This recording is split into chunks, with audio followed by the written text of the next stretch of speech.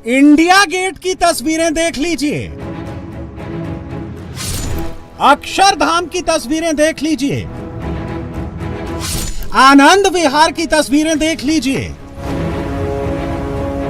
मयूर विहार की तस्वीरें देख लीजिए। दिल्ली में कहीं भी चले जाइए एक जैसी तस्वीर ही देखने को मिलेगी। हर तरफ धुआं धुआं, हर जगह जहरीली हवा, हर तरफ स्मॉग और हर जगह दमघोटू पॉल्यूशन। दिल्ली इस वक्त गैस चैम्बर बन गई है। दिल्ली की हवा खराब नहीं, बहुत खराब हो चुकी है। आखिर दिल्ली में इतना पॉल्यूशन क्यों है? दिल्ली गैस चैम्बर क्यों बन गई है? दिल्ली में सांस लेना मुश्किल क्यों हो रहा है? सरकार की तमाम कोशिशें फेल क्यों हो रही हैं? और दम घोटू पॉल्यूशन से निपटने का सॉल्यूशन क्या है? ये सब कुछ बताएंगे, लेकिन पहले दिल्ली की कुछ तस्वीरें दिखा देते हैं, जिससे आपको अंदाजा लग जाएगा कि दिल्ली में इस वक्त कितना बुरा हाल है। राजधानी दिल्ली में पब्लिक हेल्थ इमरजेंसी जैसी सिचुएशन बनी हुई है। बढ़ते प्रदूषण ने दिल्ली को एक जहरीले गैस चैम्बर में तब्दील कर दिया है। दिल्ली का आज ओवरऑल AQI 349 है, जो कि बेहद गंभीर श्रेणी में आता है। दिल्ली में प्रदूषण और कोहरे से स्थिति ऐसी बनी हुई है कि पूरी दिल्ली की तस्वीरें धुंधली हो गई। इस समय हम आपको अक्षरधाम से दिल्ली मेरठ एक्सप्रेसवे की तस्वीर दिखा रहे हैं, जहां कोहरे के कारण गाड़ियां आगे रेंगते हुए बढ़ रही हैं और यहां से कुछ ही दूरी पर 100 मीटर की दूरी पर आप यकीन मानिए कि अक्षरधाम मंदिर है, जो कि बिल्कुल धुंधला हो चुका है, गायब हो चुका है। कुछ भी अक्षरधाम का अस्तित्व यहाँ पर नजर नहीं आ रहा है। दिल्ली NCR में हवा कितनी जहरीली है, इसके कुछ सैंपल्स दिखा देते हैं। दिल्ली के AQI की बात करें तो पिछले 5 दिनों में दिल्ली का AQI ऐसा रहा है। 14 दिसंबर को 461, 15 दिसंबर को 427, 16 दिसंबर को 354, 17 दिसंबर को 334 और 18 दिसंबर को AQI 439 रिकॉर्ड हुआ है। 14 और 15 दिसंबर को AQI सीवियर कैटेगरी में रहा है, यानी गंभीर रहा है। 16 और 17 दिसंबर को बहुत खराब वाली कैटेगरी में रहा और 18 दिसंबर को फिर से गंभीर श्रेणी में दर्ज हुआ है। नोट करने वाली बात यह है कि एयर क्वालिटी इंडेक्स यानी हवा की गुणवत्ता अलग अलग वक्त में अलग अलग होती है, यानी दिल्ली में अलग अलग वक्त में पॉल्यूशन लेवल घटता बढ़ता रहता है। AQI मीटर में सुई कैसे घटती बढ़ती है वो देखिए। 17 दिसंबर को सबसे ज्यादा एयर पॉल्यूशन सुबह 6 बजे था, AQI था 382, सुबह 8 बजे AQI 370, सुबह 10 बजे AQI 291, दोपहर 12 बजे AQI 204, दोपहर 3 बजे AQI 183, शाम 6 बजे AQI 241, रात 8 बजे AQI 280, रात 10 बजे AQI 310, रात 1 बजे AQI 281 और अगले दिन सुबह 4 बजे AQI 339 था। दिल्ली के आनंद विहार इलाके में पॉल्यूशन सबसे ज्यादा होता है। आनंद विहार में AQI 415 रिकॉर्ड किया गया है। दिल्ली में प्रदूषण लगातार बढ़ता जा रहा है। इस वक्त मैं आनंद विहार में मौजूद हूँ और यहाँ का प्रदूषण जो AQI अगर बात करते हैं तो यहाँ सबसे ज्यादा है। आप तस्वीरों में भी एक अंदाजा लगा सकते हैं कि थोड़ी जो दूरी है वो भी आपको दिखाई नहीं देगी, क्योंकि जो प्रदूषण की परत है वो इस तरह से जमी है कि पास में जो सामने जो आपको दिखाई देंगे जो फ्लाईओवर या पुल जो बने हुए हैं उस पर चलते हुए जो लोग हैं या दूसरे जो वाहन है वो भी सही से नजर नहीं आ रहे, क्योंकि प्रदूषण की परत बहुत नीचे जमी हुई दिखाई दे रही है। और AQI जो यहाँ पर है वो दिल्ली के दूसरे हिस्सों के मुकाबले या दूसरे स्थानों के मुकाबले ज्यादा है। पॉल्यूशन ज्यादा है, इसमें तो कोई शक नहीं है, लेकिन इसे कम करने के लिए उपाय क्या किए जा रहे हैं वो भी जान लीजिए। दिल्ली में आज से ग्रेडेड रिस्पांस एक्शन प्लान यानी ग्रैप का चौथा फेज लागू हो गया है। इसके तहत कई सख्त नियम लगाए गए हैं। दिल्ली में आज से सिर्फ BS6 इंजन वाली गाड़ियों को एंट्री मिल रही है। साथ ही दिल्ली में नो PUC नो फ्यूल नियम भी लागू हो गया है। देखिए, ग्रैप 4 के जो ऑर्डर्स का है इसका पूरा हम लोग इस ऑर्डर्स का पूरा कंप्लायंस कर रहे हैं। हमारे दिल्ली ट्रैफिक पुलिस की तरफ से हमारे तमाम 126 लगभग बॉर्डर्स है, उस पे हमारे round the clock staff deployed है और स्टाफ को प्रॉपरली ब्रीफ कर रखा गया है कि जो सीक्यूएम के ऑर्डर्स हैं उनका पालन किया जाए। जैसे BS6 से नीचे जो भी दिल्ली से रजिस्टर्ड गाड़ियां नहीं हैं वो दिल्ली में एंट्री नहीं होंगी। दिल्ली के बाहर की गाड़ियों को शहर में आने नहीं दिया जा रहा है। इस फैसले से दिल्ली में बाहर से रोजाना आने वाली 12 लाख गाड़ियों पर असर पड़ा है।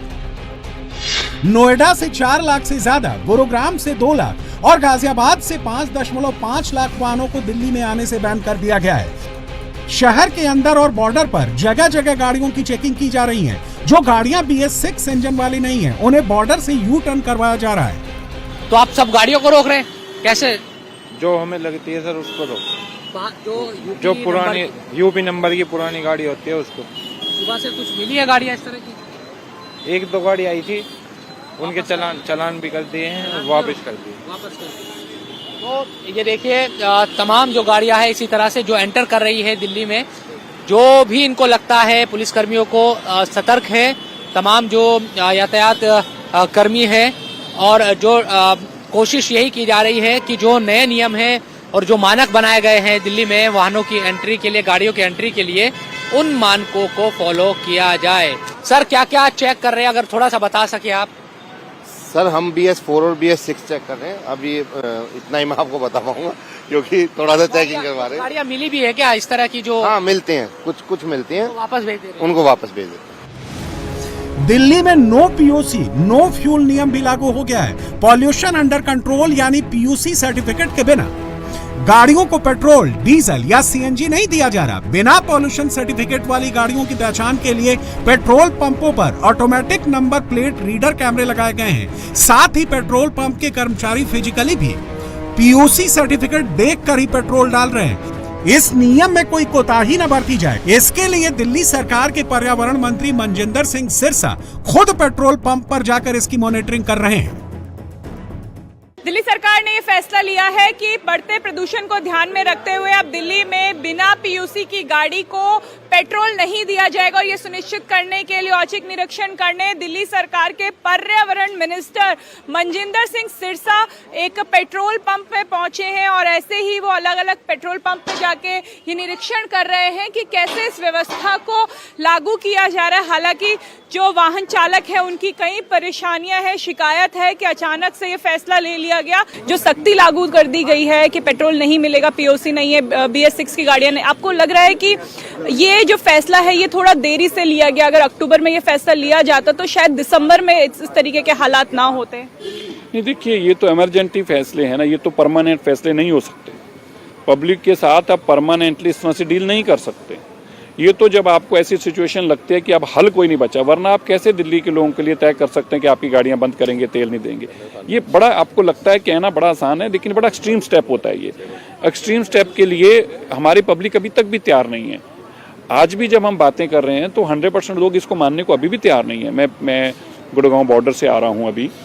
मैंने गुड़गांव में एंट्री करते पहला पेट्रोल पंप है जो उसके पे मैंने जहाँ देखा, वहाँ पे लोग इस बात पे लड़ाई झगड़ा करने पे उतारू हुए पड़े थे।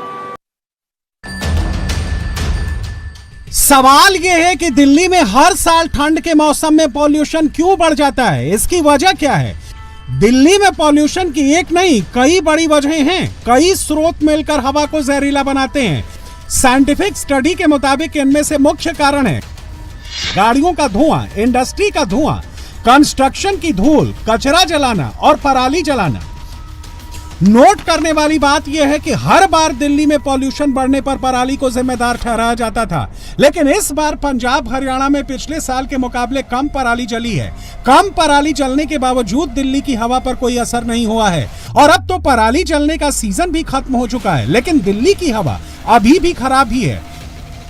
पंजाब में इस टाइम कोई पराली नहीं जल रही, तो फिर इस वक्त जो भी पोल्यूशन है दिल्ली में वो दिल्ली का अपना पोल्यूशन है। जिस देश की राजधानी गैस चैम्बर बनी हुई है और उस देश के प्रधानमंत्री को प्रदूषण से कोई लेना देना नहीं है, प्रदूषण कैसे कम हो सकता है?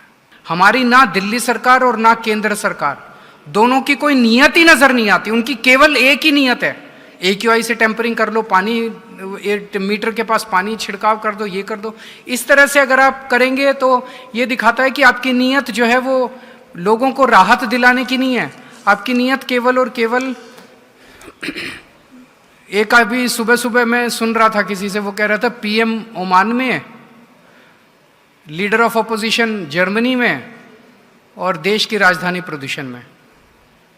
तो किसी को कोई चिंता ही नहीं है प्रदूषण की, तो प्रदूषण कम कैसे होगा? दिल्ली में जैसे ही सर्दियों का मौसम आता है पॉल्यूशन अपने चरम पर पहुंच जाता है। ये हर साल की कहानी है। सर्दियों में ये दिक्कत इसलिए बढ़ जाती है क्योंकि खराब मौसम पॉल्यूटेंट को हवा में फंसा देता है। ऐसा क्यों होता है वो समझिए।